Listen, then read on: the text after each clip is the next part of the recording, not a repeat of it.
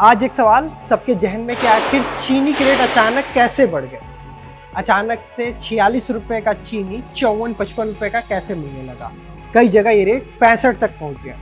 तो आज की वीडियो में हम जानेंगे कि आखिर क्या वजह है चीनी का रेट बढ़ने के पीछे। आखिर कैसे भारत सबसे बड़े एक्सपोर्टर में से एक चीनी इंपोर्ट करना पड़ रहा है। क्या इसके पीछे एथनॉल बड़ी वजह है। आखिर ये स्थिति कब सुधरेगी। तो शुरू करते हैं इस वीडियो को कि आखिर ऐसी क्या वजह हुई कि भारत को चीनी इंपोर्ट करना पड़ रहा है।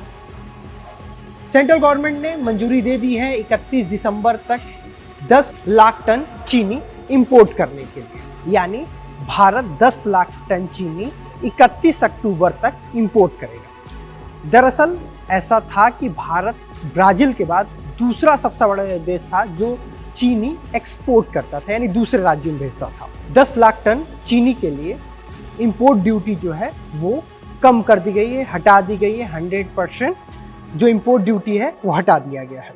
डेडलाइन 31 अक्टूबर तक का है। अब समझते हैं कि आखिर कैसे ये रेट अचानक बाजारों में बढ़ गया। अगर जुलाई की बात करें तो जुलाई में जो चीनी का रेट था वो 46 से 47 रुपए पर केजी था, लेकिन अचानक से अगर हम पंजाब की बात करें तो पंजाब में आज के डेट में जो चीनी है वो 65 रुपए केजी और मुंबई में जो ये है वो 62 रुपए के आसपास है।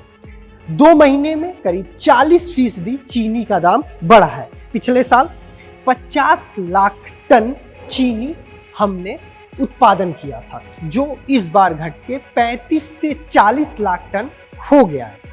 वैसे अगर बात करें तो हर साल करीब भारत में जो खपत है वो 280 लाख टन के आसपास भारत में चीनी का खपत होता है।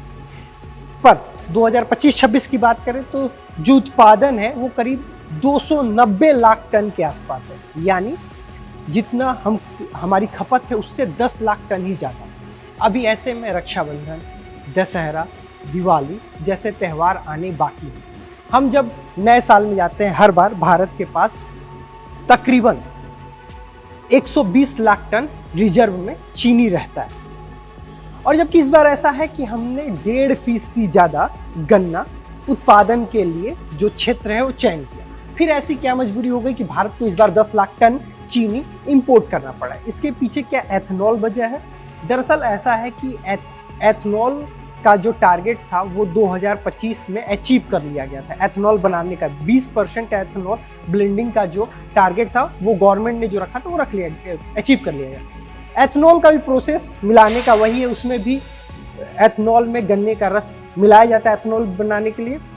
499 ऐसी साइट है जहाँ पे एथनॉल ब्लेंडिंग का प्रोसेस होता था। 499 साइटों पे एक 1822 करोड़ लीटर का जो टारगेट है वो पूरा किया गया है। 1822 करोड़ लीटर, यानी इसको बनाने में कहीं ना कहीं उसी गन्ने के रस का इस्तेमाल किया गया जो एथनॉल बनाया गया। अब यहाँ पे एक बात आ जाती है कि जहाँ पे चीनी बनाया जाता है, जो शुगर मिल, उनके पास 2 चीज़ है, या तो उस प्रोसेस को पूरा करें, चीनी बनाए, या गन्ने के रस को एथनॉल बनाने के लिए दे दें। एथनॉल बनाने का जो प्रोसेस है वो बहुत आसान है, मतलब गन्ने को रस दे देना बहुत आसान है। उन्होंने वो दे दिया, उनको उसकी कीमत मिल गई।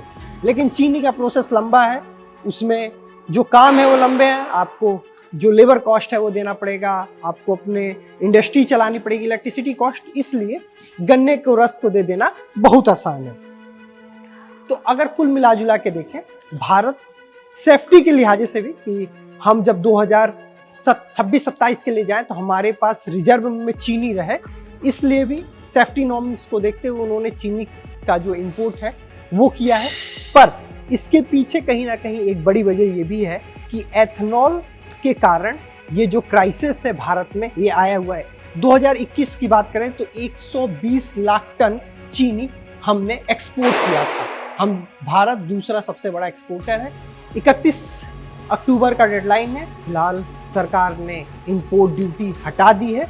देखना ये होगा कि बाजार की स्थिति कब सुधरेगी, कि अभी जो 40% की वृद्धि हुई है हम उसे 80% भी देख सकते हैं। कैमरा पर्सन शुरू के साथ ब्रिजेश तिवारी, लखनऊ।